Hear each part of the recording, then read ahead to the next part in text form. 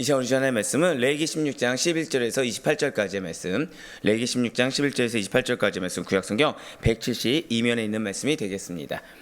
우리 11절에서 28절까지의 말씀 한 절씩 교독하신 후에 마지막 28절 말씀은 한 목소리 합독하도록 하겠습니다. 제가 먼저 11절 말씀 읽도록 하겠습니다. 아론은 자기를 위한 속죄제에 수송아지를 드리되 자기와 집안을 위하여 속죄하고 자기를 위한 그 속죄제에 수송아지를 잡고 향로를 가져다가 여호와 앞 계단 위에서 피운 불을 그것에 채우고 또 곱게 간 향기로운 향을 두 손에 채워 가지고 휘장 안에 들어가서 여호와 앞에서 분향하여 향연으로 증거계 위 속죄소를 가리게 할지니 그리하면 그가 죽지 아니할 것이며 그는 또 수송아지의 피를 가져다가 손가락으로 속죄소 동쪽에 뿌리고 또 손가락으로 그 피를 속죄소 앞에 7번 뿌릴 것이며 또 백성을 위한 속죄제 염소를 잡아 그 피를 가지고 휘장 안에 들어가서 그 수송아지 피로 행한같이 그 피로 행하여 속죄소 위와 속죄소 앞에 뿌릴지니 곧 이스라엘 자손의 부정과 그들이 범한 모든 죄로 말미암아 지성소를 위하여 속죄하고 또 그들의 부정한 중에 있는 회막을 위하여 그같이 할 것이요 그가 지성소에 속죄하러 들어가서 자기와 그의 집안과 이스라엘 온 회중을 위하여 속죄하고 나오기까지는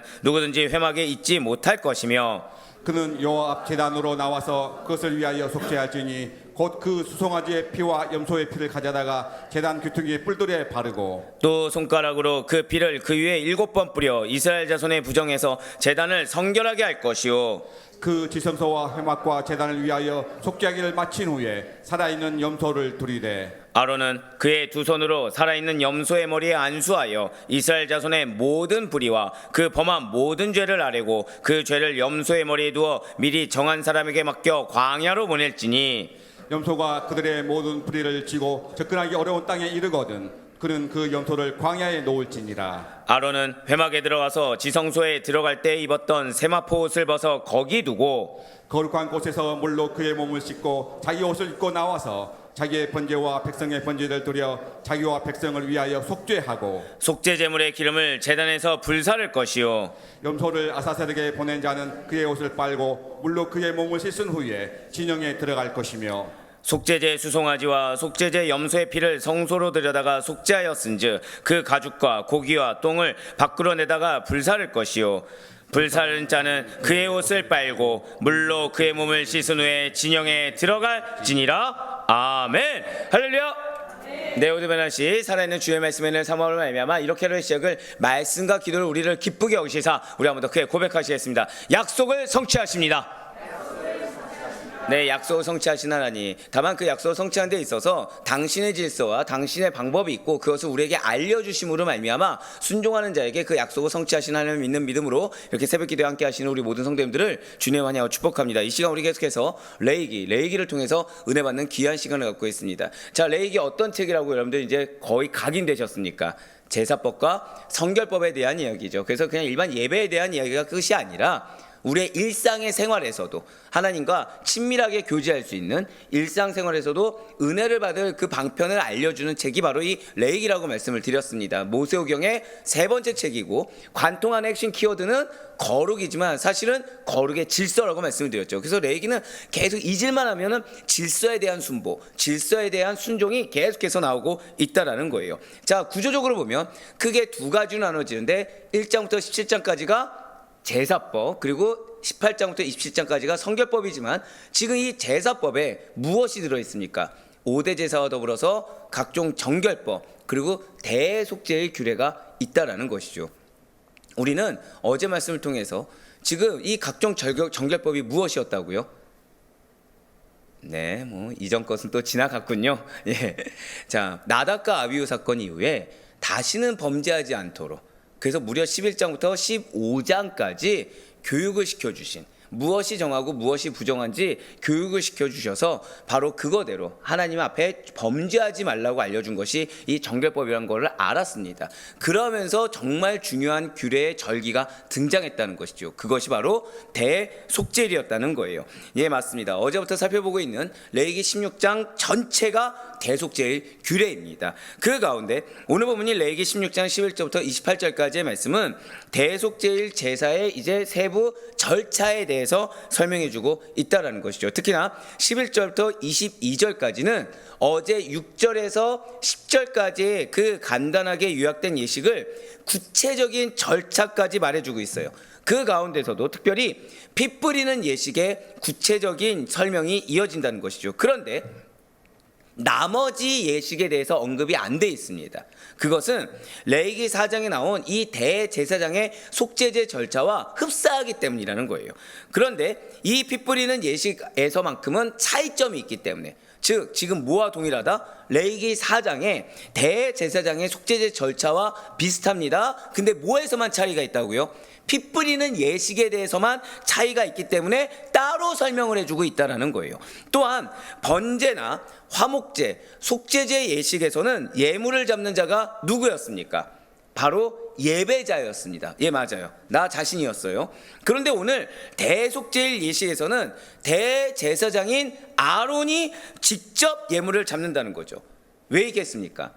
제사장이 범죄한 경우에 제사장 자신이 직접 예물을 잡았던 것 같이 오늘 이 대속제일의 아론, 대제사장인 아론이 예물을 직접 잡는 것은 그가 하나님을 만나기 위한 한 사람의 예배자로서.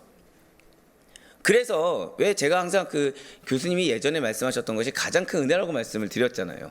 자, 자기는 교수이기 전에 무엇이다? 목사다. 목사이기 전에 무엇이다? 성도다. 그것이 이 레위기 지금 이 대속제일 규례의 마인드인 겁니다. 그게 하나님을 만나기 위한 먼저 한 사람의 예배자로서 자신의 죄를 속함받기 위해서라는 거죠. 즉 구약의 대제사장 역시 죄를 지을 수밖에 없는 연약한 인간이며 오직 흠없는 완전한 대제사장은 누구십니까? 예수뿐이 없다는 사실을 또 예표해주고 있다라는 겁니다. 그러면서 지금 대제사장을 위한 수송아제, 속죄제의 절차를 오늘 본문인 레위기 16장 11절부터 14절까지의 말씀이 우리에게 말씀해주고 있다라는 거예요. 11절부터 14절까지의 말씀입니다. 아론은 자기를 위한 속죄제의 수송아제를 드리되 자기와 집안을 위하여 속죄하고 자기를 위한 그 속죄제 수송아제를 잡고 향유를 가져다가 여호와 제단 위에서 피운 불을 그것에 채우고 또 곱게 간 향기로운 향을 두 손에 채워가지고 휘장 안에 들어가서 여호와 앞에서 분향하여 향연으로 증거계 위 속죄소를 가리게 할지니 그리하면 그가 죽지 아니할 것이며 그는 또 수송아지의 피를 가져다가 손가락으로 속죄소 동쪽에 뿌리고 또 손가락으로 그 피를 속죄소 앞에 7번 뿌릴 것이며. 아멘. 사실 오늘 본문 말씀 보면 뭐가 뭔 말인지 잘 모르실 겁니다. 예, 잘 설명을 드리면 지금까지는 사실은 준비 과정이었어요. 그런데 이제 대제사장이 실제로 어디 안으로 들어갑니까? 자, 성막은 두 가지로 나눠진다 말씀드렸죠. 자, 첫 번째가 무엇입니까? 성소와 거기서 더 들어가면 뭐가 있다 말씀드렸어요? 지성소입니다. 자, 이제 대제사장이 실제로 지성소 안에 들어가는데, 자, 퀴즈. 지성소에 누가 들어갑니까? 아, 이럴 때 감동이 오는 거예요. 예, 어제 설교가 헛되지 않았구나. 네, 대제사장만 들어갈 수 있습니다. 그런데 대제사장은 아무 때나 들어갈 수 있다? 아니면 하나의 방법이 있다? 하나의 방법이 있다는 거예요. 예, 그것까지 기회해 주시면 감사합니다. 자, 하나의 방법이 있죠. 하나의 정하신 때가 있다라는 거예요. 때와 방법이 따로 있는데, 자, 이제 대제사장이 실제로 그래서 하나님이 정하신 대로 그 지성소 안으로 들어가 하나님 앞에서 속죄를 행하는 순간이 드디어 도래했습니다. 특별히 이 말씀들에는, 방금 봤던 말씀들에는 피, 향, 그리고 하나님의 인재, 자, 이 세 가지 주제가 매우 중요하게 나와 있다는 거예요. 벌써 어제 설교를 들으셔서 아시겠지만, 자, 속죄소가 무엇이었죠? 속죄소. 네, 아까 걸로 만족하겠습니다. 자, 너무 감사해요. 이럴 때 아주 큰 감동이 밀려옵니다. 네, 죄송해요. 맞출 줄 몰랐어요. 네. 자, 뚜껑이라 말씀해 주셨어요. 예, 그거면 됩니다. 속죄소는 장소가 아니라 말씀드렸어요. 되게 지금 자부심 느끼게 합니다. 우리 무섭니다. 네, 자, 법궤 위를 덮는 뚜껑이라고 말씀드렸죠. 자, 근데 이게 왜 중요하다고요? 하나님이 임재하십니다. 근데 임재하면 여러분들을 보십니까? 제일 먼저 무엇을 보신다고요? 말씀을 보신다고 말씀드렸죠. 법궤 안에 뭐가 있어요? 십계명이 있다 말씀드렸어요. 십계명을 보면은 십계명을 다 지켜서 우리가 못하죠. 하나님의 말씀대로 행하지가 못하지 않습니까? 그럼 우리는 임재하시자마자 뭘 당해야 돼요? 심판을 당하고 죽임을 당할 수밖에 없습니다. 그래서 그 법궤 위를 덮고 있는 속죄소 뚜껑이 중요하다고 그랬어요. 뚜껑에 뭐가 발라져 있죠? 피가 발라져 있거든요. 피. 그런데 지금 피는 이제 알겠어요. 그래서 제가 이제 무슨 의미인지 아시겠죠? 근데 뭐가 또 있습니까? 향이 있어요. 이게 중요합니다. 가장 먼저 아론은 자신과 자기 권속들의 그 백성들의 죄를 속하기 위해서 수송아지를 잡습니다. 그리고 곧바로 지성소로 들어가는 것이 아니에요. 자, 수송아지를 잡았다고 곧바로 지성소로 들어가는 것이 아니라 번제단에 불을 담은 향로와 곱게 갈은 향기로운 향을 두 손에 가득 채운 후에 휘장한 지성소로 먼저 들어간다는 것이죠. 자, 이거에 대한 의미는 레위기 4장에서 제가 한번 말씀을 드렸습니다. 자, 왜이겠습니까?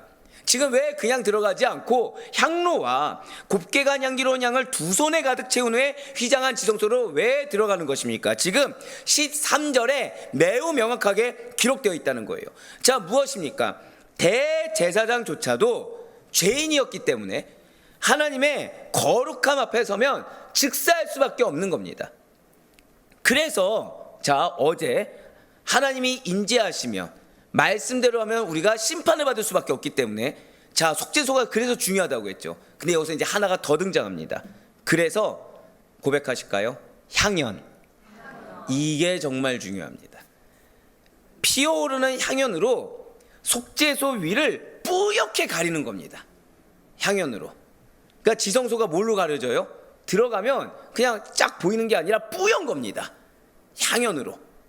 그래서 겨우 생명을 보존할 수가 있었다는 거죠. 자, 어제 우리는 쉐키나 영광에 대해서 들었어요. 자, 그거는 하나님의 어떻게 임재 영광의 포커스입니까? 아니면 가려주심입니까? 가려주심이죠. 바로 이거 계속이에요.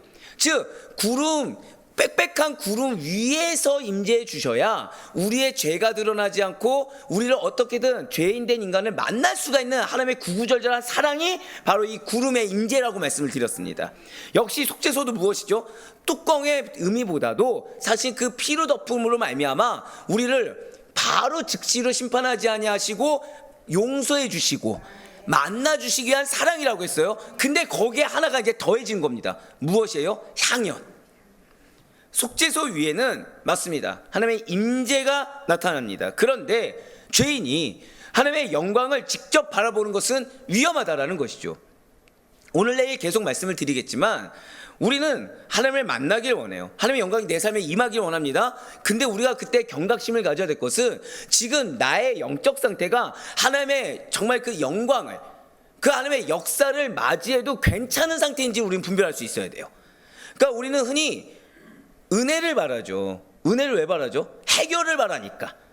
근데 이 전에 하나님이 임재했을 때 과연 내가 버틸 수 있는 상태인지를 봐야 된다는 겁니다. 예, 맞습니다. 속죄소 위에 하나님의 임재가 나타나요. 하나님 만나길 원하십니다. 은혜를 주길 원하세요. 그런데 문제는 죄인이 하나님의 영광을 직접 대면하는 것은 매우 위험하다는 거죠. 그렇기 때문에 향연이 고백하실까요? 가림막. 일종의 가림막 역할을 해주는 거예요. 그러니까 지금 가림막이 몇 개입니까? 벌써 속죄소에다가 위에 구름에다가 향연까지 이 정도로 철저해야 만날 수가 있는 겁니다. 이 정도로 철저해야 그 영광을 맞이할 수가 있다는 거예요. 그렇습니다. 하나님과 죄인 사이에 일종의 가림막 역할이요, 자비로운 덮개 역할을 해주는 것이 바로 이 향연입니다.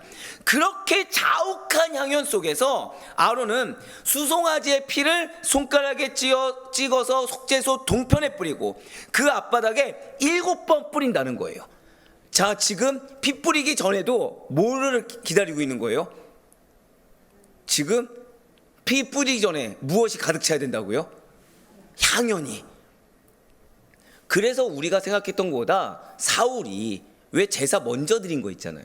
우리가 생각했을 때는 아니 급해서 좀 그럴 수도 있지라 생각이 들죠. 그냥 단순히 그냥 하나님의 선을 넘었다 정도가 아니라 사울의 그 제사에는 조급함이 있었던 겁니다. 지금 대제사장이 하나님의 영광을 얼마나 맞이하고 싶겠습니까? 근데 지금 언제 피를 뿌리기 전에도 무엇을 기다려요? 거룩한 향연이 가득 찰 때까지 또 기다리는 겁니다. 내가 급하다고 그냥 막 하는 게 아니에요. 하나님이 정하신 시간대로, 하나님이 정하신 방법대로, 하나님이 정하신 기준대로 나아가는 겁니다. 사랑하는 성도 여러분들, 영적 지도자이자 이스라엘 중보자였던 대제사장인 아론조차도, 사실 우리는 왜 이스라엘 사회를 잘 알고 있잖아요. 이스라엘 사회는 종교 지도자뿐만 아니라 정치 지도자가 있었습니다. 자, 그래서 모세는 당시에 어떤 역할을 감당했죠? 뭐 괜찮아요. 예, 언젠가 또 신명기를 또 할 날이 오겠죠. 네, 아직 민수기는 안 했습니다. 정치 지도자의 역할이죠. 종교 지도자 누구입니까? 아론이죠. 그러니까 당시에 영적 리더하면 거의 쌍두마차였습니다. 우리니까 모세를 더 크게 생각하지만 당시에 종교 지도자면 누구예요? 아론입니다. 근데 이 아론조차도 하나님 앞에서는 피 없이 단 1분 1초도 서 있을 수 없는 연약한 죄인에 불과했다. 이걸 우리는 잊지 말아야 된다는 거예요. 이러한 정말 존경받고 위대하다고 여겨졌던 아론조차도 하나님이 정하신 대로가 아니면 감히 설 수가 없었다는 거죠. 거룩하신 하나님 앞에 서기 위해서는 죄를 덮는 이 피, 속죄소를 그 덮는 피와 향연이 필요했습니다. 그리고 그 모든 것은 결국 무엇을 예표한다? 예수 그리스도의 완전한 속죄를 예표하고 있다는 거예요. 우리는 그래서 인간 제사장의 이 연약함, 그리고 이 까다로움을 보면서 오히려 우리를 완벽하게 구원해 주시고 우리로 하여금 심플하게 나아갈 수 있도록 하신 예수 그리스도의 보혈의 공로와 그 완전성에 대해서 감사해야 된다는 것이죠. 우리는 하나님께 나아가길 바란다고 한다면, 자, 향연이 가득 찰 때까지 기다려야 됩니까? 우리 집을 변화시키기 위해서, 근데 나는 하나님의 영광을 맞이하기엔 부족함이 있으니, 자, 향을 피우자. 빨리 가서 어디죠? 이 향 어디서 많이 팔죠? 불경풍점 가가지고 향을 해서 집에 향을 가득 피우자. 우리 그렇게 갑니까? 내 죄가 어제 목사님 말씀 듣고 은혜 받았다고 해서 또 내가 우리 가족하고 한바탕 했네. 내 죄를 덮기 위해서는 피가 필요해서 갑자기 막 닭을 잡고 소를 잡아가지고 집 곳곳마다 막 피를 뿌립니까? 아니죠. 우리는 말씀대로 못 살았다고 해서 그러지 않습니다. 근데 우리는 하나님의 인재를 바랍니까 안 바랍니까? 바라서 뭐 하죠? 기도하며 나아갈 수 있어요. 근데 기도조차 나오지 않을 때 뭔가 왠지 우리 가정이나 나의 삶에 기도가 필요하면 뭐 하죠? 그냥 교회 와서 예배를 드릴 수가 있어요. 그것이 은혜입니다. 심플하게 다가갈 수 있게 해주신 거, 근데 부족함 없이 완벽한 길을 제시해 주신 거, 그 은혜를 찬양하기에도 부족한 것이 우리라는 사실을 절대 잊지 마시기 바랍니다. 한번 고백하실까요? 방법을, 길을 이미 알려주시고 열어주셨습니다. 그거에 대한 감사함을 잊지 않는 자가 하나님의 영광을 맞이할 수 있는 것이고 그 은혜를 맛볼 수 있다는 사실을 절대 놓치지 마시길 바라겠습니다. 이어서 오늘 본문인 레위기 16장 15절부터 19절까지의 말씀은 이스라엘 온 회중의 죄를 이제 속하고 그들의 죄로 오염된 성막을 정결하게 하는 절차입니다. 자, 이전에는 먼저 대제사장도 자신도 죄인이기 때문에 자신의 죄를 먼저 속하는 과정을 줬어요. 그 다음에 이제 누굽니까? 회중의 죄입니다.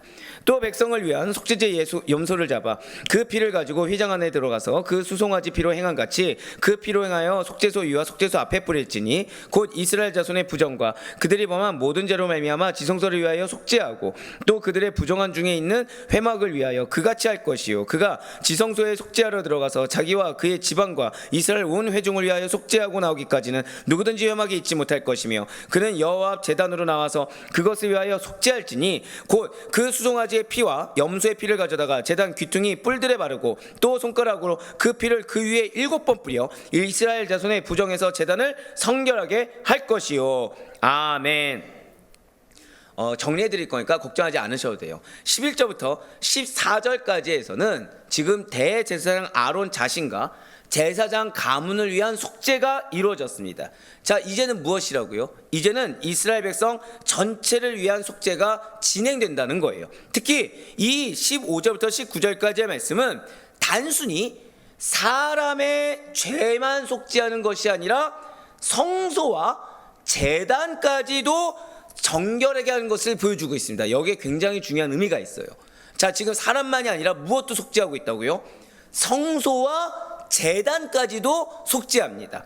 자, 먼저 흐름을 말씀드리면 자신을 정결하게 한 대제사장은 이제 백성을 위해 제비 뽑은 첫 번째 염소를 이제 잡습니다. 그리고 첫 번째 염소를 잡은 그 피를 가지고 다시 지성소에 들어갑니다. 그래서 수송아지 피를 뿌렸던 것처럼 똑같이 속죄소 위와 앞에 뿌립니다. 그러니까 뚜껑 위에만 피를 뿌린 것이 아니라 그 법궤 앞에도 뿌린다는 거예요. 그런데 16절을 주목해서 보시면 지금 이 피뿌림은 백성들의 죄를 속하는 것뿐만 아니라 무엇을 위하여? 지성소를 위하여 속죄하고 또 그들의 부정한 중에 있는 회막을 위하여 행하는 것이다 라고 지금 말씀하고 있다는 거죠. 무슨 뜻입니까? 한번 우리 절단 먼저 고백하실게요. 내가 정말 중요합니다. 바로 이 의미입니다. 이스라엘 백성들이 지금 진영 생활을 하고 있죠. 진영 안에서 죄를 지으며 살아가다 보니까 그들의 죄악과 영적 오염이, 자, 죄를 지면 어떤 오염이 틈탄다고요? 영적 오염이 거룩한 성막에까지 사실 원어로 보면 찌들어 있다. 자, 왜 때가 찌든다 하잖아요. 찌들어 있답니다. 정확하게는 찌들어 있다, 전염되었다라는 뜻이에요 지금. 그래서 1년 동안 사람의 눈에는 보이지 않지만 알게 모르게 쌓인 성막에 한번 고백하시겠습니다. 영적 노폐물을 제물의 피로 성결하게 하는 겁니다. 자, 흔히 우리가 이 성소 지성소 하면 거룩합니까? 불결합니까? 거룩하죠. 그날 뭐라고 하시는 거예요? 너희 눈에 거룩해 보여도 너희가 알게 모르게 지은 죄가 나의 성전을 더럽혀 놓았으니 정결하게 해야 된다. 성결하게 해야 된다. 언제요? 대속죄일에. 지금 그거 명하신 거예요. 또한 백성들이, 자, 이것도 기억하셔야 돼요. 우리 절단 고백하실까요? 우리의 가족은 약속의 가족입니다. 이게 또 이 의미랑 연결됩니다. 자, 백성들은 지성소에서 장소적으로 어떻게 가까이 있을까요? 멀리 떨어져 있을까요? 지성소에서요? 멀리 떨어져 있죠. 그렇죠? 예, 가까이 갈 수가 없죠. 그런데 그들은 하나님과 한번 고백하시겠습니다. 그들은 약속의 자녀입니다. 한 번 더요. 약속의 자녀는 하나님과 인격적인 관계입니다. 그러니까 여러분들이 가족을 축복하며 기도하는 이유가 중요한 게 바로 여기 있습니다. 여러분들의 가족은 약속의 자녀입니다. 지금 신앙이 좋든 안 좋든 약속의 자녀입니다. 그럼 그들은 나를 통해서, 예수님을 통해서 알게 모르게 지금 하나님과 어떤 관계라는 거예요? 약속을, 말씀을 주신 순간 인격적인 관계라는 거예요. 우리는 그 사실을 믿고 간구하는 겁니다. 왜요? 그 말씀은 누구에게 주셨기 때문에? 나에게 주셨기 때문에. 예, 맞아요. 지금 이들은 지성소와 마치 우리의 가족들처럼 교회와 멀리 장소적으로는 떨어져 있을 수 있습니다. 하지만 그렇다고 해도 그들은 하나님의 약속의 자녀다 보니 인격적인 관계에서 연결되어 있기 때문에 이 이스라엘 백성들이 짓는 죄악은 알게 모르게 하나님의 지성소를 직접적으로 간접적으로 더럽히고 있더라는 거죠. 죄의 영향이 성소에까지 미치고 있다는 거예요. 그래서 우리는 우리의 가족이 죄를 지었다고 해서 또는 세상의 악습에 물든 상태에 무엇이 나왔다고 해서 동일하게 반응하는 것이 아니라, 왜 설교에서 말씀드렸죠? 동일하게 반응하는 것이 아니라 영적으로 분별해서 우리는 가정을 거룩하게 이끄는 자, 정결하게 이끄는 자로 서 있을 수 있어야 된다는 겁니다. 지금 그거예요. 쉽게 말하면 지금 백성의 죄가 하나님이 거하시는 장소를 더럽혔다는 거예요. 실제로 그들이 성소에 들어가서 악행을 저질렀습니까? 지성소를 갑자기 막 침범해서 악행을 저질렀습니까? 아니잖아요. 그냥 각자 처소에서 죄를 지은 겁니다. 그런데 그것이 하나님은 이미 다 알고 계시기에, 그리고 그런 그들을 버린 적이 없으시기 때문에, 고백하실까요? 우리 가족을 버린 적이 없으십니다. 그러다 보니 그들이 지은 죄가 알게 모르게 하나님이 거하시는 장소를 더럽히고 있다는 거죠. 근데 이거 죄 지금 누가 속하고 있습니까? 아론이 속하고 있죠. 한 번 더 고백하실까요? 나라도 정결해야 합니다. 나라도 깨어 기도해야 합니다. 바로 그거예요. 그래서 지성소와 회막을 거룩하게 하고 18절을 보시면 바깥마당에 있는 번제단 귀퉁이 불에 피를 바르고 7번 뿌려 제단까지도 성결하게 만들어야 된다는 거예요. 이러한 의식이 진행되는 동안 지금 이 회막 안에, 이 지성소 안에 누구만 존재합니까? 딱 한 명이에요. 대제사장 딱 한 사람만 존재합니다. 왜 내가 이걸 해야지? 라는 생각하지 않습니다. 그렇죠? 왜요? 지금 이 정결의식을 통해서 누구만 하나님을 만날 수 있는 거예요? 나만 만날 수 있는 거거든요. 그 누구도 도와줄 수도 없습니다. 그 누구도 함께 들어갈 수가 없습니다. 처절하고도 독단적인 사역이라는 거예요. 바로 여기서 우리는 매우 중요한 복음의 진리를 발견하게 돼요. 우리의 죄는 우리가 머무는 가정과 직장 그리고 교회 공동체라는 환경 전체를 알게 모르게 영적으로 오염시킵니다. 왜냐? 죄는 흔적을 남기기 때문이라는 거예요. 그리고 그 흔적은 점점 어떻게 된다고요? 나병에서 확산되게 됩니다. 그러나 예수 그리스도의 보혈은 내 영혼을 씻을 뿐만 아니라 나로 인해 더러워진 주변의 모든 환경과 관계까지도 완벽하게 정결하게 하는 능력이 있음을 믿으시길 바래요. 그래서 우리가 오직 예수를 의지해야 되고, 그래서 우리는 사람의 어떠함과 환경의 어떠함을 의지하는 것이 아니라 오직 그 보혈의 공로에만 의지해서 나아가는 겁니다. 우리 가정의 희망을 발견할 수 있는 것은 가정의 어떤 계산으로 희망을 발견할 수 있는 것이 아니라 그리스도의 보혈입니다. 우리 가정 가운데 나를 세워주시고 우리 공동체 가운데 나를 세워주시사 나에게 말씀을 주시고, 근데 중요한 거는 우리가 항상 그 말씀 앞에 어떤 항변이 들죠? 왜 나만 이렇게 회개해야 돼? 왜 나만 십자가 져야 돼? 그런데 지금 대제사장 보세요. 그게 부름받은 영적 리더의 사역입니다. 예, 맞아요. 이 거대한 구속 사역을 예수님이 먼저 이루셨어요. 근데 예수님께서는 철저히 혼자셨습니다. 십자가 앞에서 제자도 어떻게 했습니까? 다 도망갔죠. 마치 하나님 아버지께조차 외면당하신 것 같이 십자가 위에서 홀로 피를 흘리셨습니다. 그 거룩한 순종이 있었기 때문에 오늘 우리가 정결함을 입을 수가 있게 되었다는 것이죠. 맞습니다. 우리가 사명을 감당하다 보면 필연적으로 다가오는 외로움이 있습니다. 근데 그 외로움은 이상한 것이 아니에요. 그 외로움은 고백하실까요? 영적 외로움은 하나님과 독대하는 초대장입니다. 이걸 잊지 마셔야 돼요. 그 영적 외로움은 지금 마치 대제사장이 백성들의 죄, 나의 죄도 아니에요. 백성들의 죄를 위해 속하기 위해서 홀로 처절하고도 고독한 사역을 감당했던 것처럼, 마치 예수님이 인류의 죄를 속하기 위해 십자가에서 홀로 감당했던 것처럼 우리의 사역 역시도 때로는 하나님이 영적 외로움 가운데 당신하고의 관계에서만 오롯이 해결하기를 원하는 초청장이 된다는 사실을 잊지 마시길 바래요. 그래서 이 아침에 주님 앞에 내가 나와서 내가 예배드리고 하나님께서 그런 나를 통해 우리의 가정과 환경을 회복시켜 주심을 반드시 믿으시기 바랍니다. 이제 이어서 어제 개회에서 잠깐 다뤘던 대속죄일의 하이라이트죠. 바로 아사셀 염소의 추방이 아주 구체적인 세부 절차로 등장하게 됩니다. 레위기 16장 20절에서 22절까지의 말씀 보시길 바래요. 그 지성소와 회막과 제단 위하여 속죄하기를 마친 후에 살아있는 염소를 들이되 아론은 그의 두 손으로 살아있는 염소의 머리에 안수하여 이스라엘 자손의 모든 불의와 그 범한 모든 죄를 아뢰고 그 죄를 염소의 머리에 두어 미리 정한 사람에게 맡겨 광야를 보낼지니 염소가 그들의 모든 불의를 지고 접근하기 어려운 땅에 이르거든 그는 그 염소를 광야에 놓을지니라. 아멘. 자, 바로 이 부분이 대속죄일 전체의 절정이라고 할 수가 있습니다.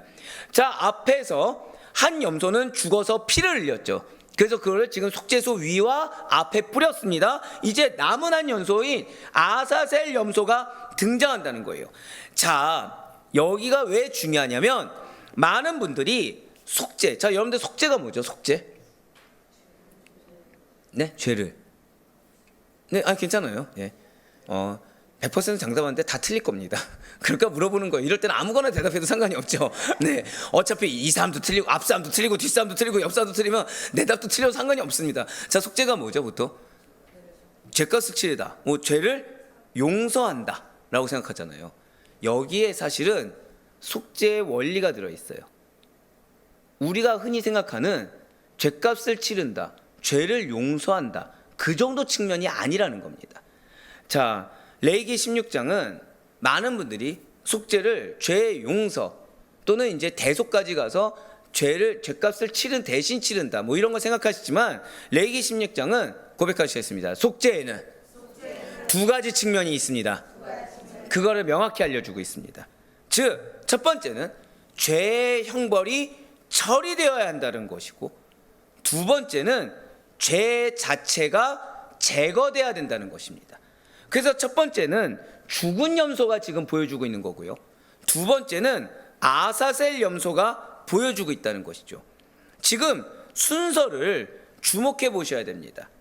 먼저 지성소에서 회막 그리고 제단을 정결하게 하였습니다. 그 후에야 살아있는 두 번째 염소를 사용한다는 거죠. 이게 무엇입니까? 하나님 앞에서 이거는 우리가 지난번에 앞으로 나아갈 수가 있다는 거예요. 자, 이 순서가 그래서 중요해요. 자, 핏부림을 통해서 자 먼저 무엇을 했습니까? 하나님 앞에서 죄를 인정했죠. 그 다음에 뭐 했죠? 핏부림의 절차, 정결 의식, 마치 병이 멈춘 후에 정결 기간을 거친 후에 하나님이 확정해 주셨던 것처럼 마찬가지로 죄를 인정한 상태에서 죄를 인정하고 멈췄겠죠. 죄를 그 다음에 무엇을 했죠? 정결 의식을 치는 겁니다. 정결 기간. 그 다음에서야 살아있는 염소 앞으로 나온 거예요. 그러면서 21절을 보시면 그의 두 손으로, 지금 한 손이 아니에요, 두 손으로 살아있는 염소의 머리에 안수합니다. 잠깐 앞에 보셨던 것처럼 보통 일반 속죄제에서는 한 손으로 안수합니다. 하지만 이 대속죄일 아사셀 염소에게는 두 손으로 안수를 한다는 것이죠. 이것이 무엇이냐? 이스라엘 그 전체 모든 불의와 반역과 그 모든 추악한 죄를 단 하나의 낙오도 없이, 그러니까 단 하나도 놓치는 거 없이 몽땅 쏟아붓는 완전한 정가의 의미입니다. 자, 그래서 하나님께서는 일부러 모든 종류의 죄를 지금 다 열거하셨다는 거예요. 자, 원어로 보시면 지금 21절 말씀은 우리가 봤을 때는 두 가지를 열거한 것 같지만 원어로 보면 세 가지 죄악을 지금 열거하고 있습니다. 자, 먼저는 모든 불의예요. 이거는 히브리어로 아브로트라고 해서 죄악과 왜곡된 행동. 자, 그러니까 내 임의대로 판단해서 하는 행동 있잖아요. 왜곡된 행동. 그 다음에 악한 본성을 의미합니다. 그러니까 시시각각으로 올라오는 내성품 있잖아요. 자, 그리고 범한, 이거는 원어로는 범한 모든 죄라고 되어 있습니다. 그래서 PCA임이라고 해서 이거는 반역이고 고의적 번제를 의미합니다. 즉 알고 지은 거 있죠. 알면서 모르는 척하는 거, 또는 알면서 거짓말하는 거, 알면서 그냥 나의 입장 때문에 어쩔 수 없이 말하고 행동하는 그 고의적 범죄를 얘기합니다. 그리고 모든 죄, 자, 모든 죄는 핫타탐이라고 해서 이거야말로 실수, 허물, 그 다음에 알고 지은 모르고 지은 죄의 전반을 의미합니다. 그래서 지금 하나님께서는 실수한 죄, 의도적인 죄, 반복적인 죄, 숨겨진 죄 모두를 포함해서 말씀했다는 것이죠. 다만 한글이 그거를 다 해석하지 못해서 모든 불이 범한 모든 죄라고 하다 보니까 보통은 두 가지라고 생각하는데 그것이 아니라 세 가지라는 거예요. 즉 여기에 모든 죄가 다 포함되어 있다는 거죠. 지금 이러한 백성들의 지긋지긋한 모든 죄짐을 고스란히 짊어진 염소가 뭐예요? 그게 아사셀인 겁니다. 그게 아사셀인 거예요. 그러니까 지금 이 아사셀을 보면 사람들이 뭘 생각할까요? 나의 고집스러운 내 판단, 왜곡된 행동이 생각나는 거예요. 나의 뭐가 생각나는 겁니까? 거짓말, 알면서 짓는 거, 말씀을 줬음에도 불구하고 항변하는 그게 생각나는 거예요. 또 뭐가 생각나는 거예요? 나의 실수, 혹시 그거였나? 하는 그런 실수가 생각나는 겁니다. 무엇을 보면요? 저 떠나가는 아사셀을 보면서. 이러한 아사셀은 미리 정한 사람의 손에 이끌려서 보내어집니다. 예, 맞아요. 아사셀이 바로 그 뜻이에요. 보내어지는 염소, 보내어지는 염소가 바로 아사셀 염소입니다. 그렇다면 이 아사셀이 어디로 갑니까? 22절을 보니까 접근하기 어려운 땅이에요. 즉 정확히는 사람이 살 수도 없고 다시는 진영으로 돌아올 길을 찾을 수가 없는 척박하고 거친 광야 항복판으로 내쫓긴다는 거죠. 그리고 그곳에 염소를 홀로 남겨두고 놓아준다라는 겁니다. 상성도님들, 어제 말씀드렸던 것처럼 이 아사셀은 영문 밖 골고다 언덕으로 우리의 모든 죄를 다 짊어지고 걸어가신 예수 그리스도의 모형입니다. 그런데 오늘 지금 이 모든 죄도 은혜가 되겠지만 더 깊은 은혜가 세부 절차에 담겨 있어요. 지금 염소가 도달한 곳이 과연 지금 어디입니까? 파란색 글씨로 보니까 접근하기 어려운 땅입니다. 다시는 돌아올 수 없는 곳이라는 거예요. 이것이 무엇을 뜻합니까? 하나님께서 예수 그리스도에게 바로 우리의 죄, 앞서 말씀드렸던 하타탐이든 PCM이든 아보노트든 그 모든 죄를 다 안수하여 정가시키신 후에 그 죄를 광야 저편으로 멀리 보내셔 버렸기 때문에 이제 그 죄는 다시는 우리에게로 돌아올 수 없다는 선언이 아사셀입니다. 그렇기 때문에 내가 알면서도 PCM 또 똑같은 죄를 고의적으로 짓는다. 이게 문제가 되는 이유가 바로 그겁니다. 기껏 하나님은 다 선언해서 보내주셨는데 그 보낸 염소를 찾을 수도 없는 그곳으로 내가 굳이 가서 그 염소를 데려온 거랑 똑같은 겁니다. 진실로 하나님께서는 죄의 형벌을 예수님으로 말미암아 대신 담당하게 하실 뿐만 아니라 그 죄 자체를 백성 가운데서 완전히 제거하셔서 아예 다시 돌아오지 못하게 이미 선언하시고 만드셨다는 사실을 잊지 마시길 바래요. 절대 고백하실까요? 속지 말아야 합니다. 맞아요. 이미 하나님께서는 그 모든 죄를 예수님께로 전가시킨 후에 보내버리셨습니다. 어떻게 해요? 다시 돌아올 수 없는 곳으로. 그래서 우리가 나도 모르게 익숙한 대로 행한다? 이거 자체가 어불성설이고 이거 자체가 하나님의 역사를 반역하는 PC에 바로 그 죄를, 그러니까 내가 생각했을 때는 연약했다고 어쩔 수 없다고 하겠지만 굳이 어떤 죄라고요? 아사셀을 찾아오는 거랑 동일한 겁니다. 굳이 이렇게 모든 속죄 사역이 끝난 후에 대제사장과 이스라엘 백성 전체를 위한 번제가 드려지게 됩니다. 레위기 16장 23절과 24절 말씀 보도록 하실게요. 아론은 회막에 들어가서 지성소에 들어갈 때 입었던 세마포 옷을 벗어 거기 두고 거룩한 곳에서 물로 그의 몸을 씻고 자기 옷을 입고 나와서 자기의 번제와 백성의 번제를 드려 자기와 백성을 위하여 속죄하고. 아멘. 자, 지금 언뜻 보면 단순한 마무리 절차처럼 보이지만 사실은 대속죄일의 완성을 보여주는 매우 중요한 부분이에요. 자, 지금 아론은 지성소 사역을 할 때 지성소 들어갈 때 무슨 옷을 입었어야 됐다고요? 대속죄일 때? 세마포죠. 예, 맞습니다. 그 소박한 백색 세마포 옷을 회막 안에 거룩하게 깔끔하게 벗어둡니다. 그리고 거룩한 곳에서 다시 온몸을 물로 깨끗이 씻은 후에 원래 대제사장이 입었던 화려하고도 영광스러운 성의를 갈아입습니다. 그러고는 마당으로 다시 나와서 대제사장인 자신과 번제들을 위한 번제를 드린다는 것이죠. 그런데 24절에 지금 붉은색 표현된 부분을 보시니까 이 번제의 목적이 무엇을 위한 거죠? 또 속죄를 위한 겁니다.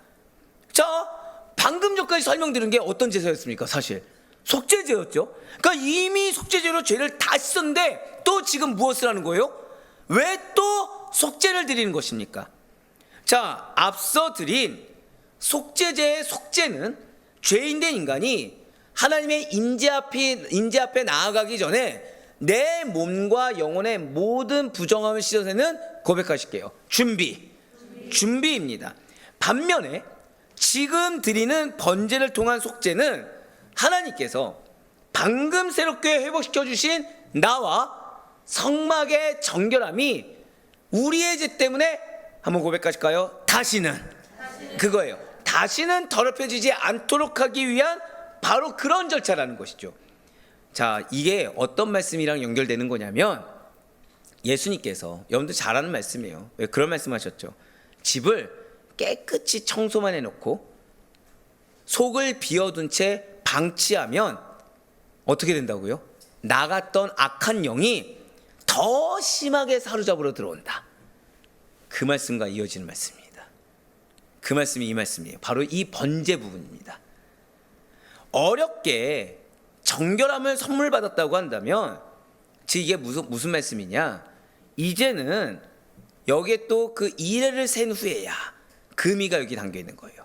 이제는 내 삶 속에 하나님을 진짜 주인으로 모시고 끊임없이 나를 내어 드려야, 즉 내가 결단하고 내가 그 의지를 가지고 행해야 그 거룩이, 그 은혜가 유지된다라는 거예요. 하나님은 여러분들에게 은혜를 주십니다. 근데 그 은혜와 거룩이 유지되기 위해서는 무엇이 필요하다는 거예요? 나 스스로의 결단과 나 스스로의 의지가 필요하다는 겁니다.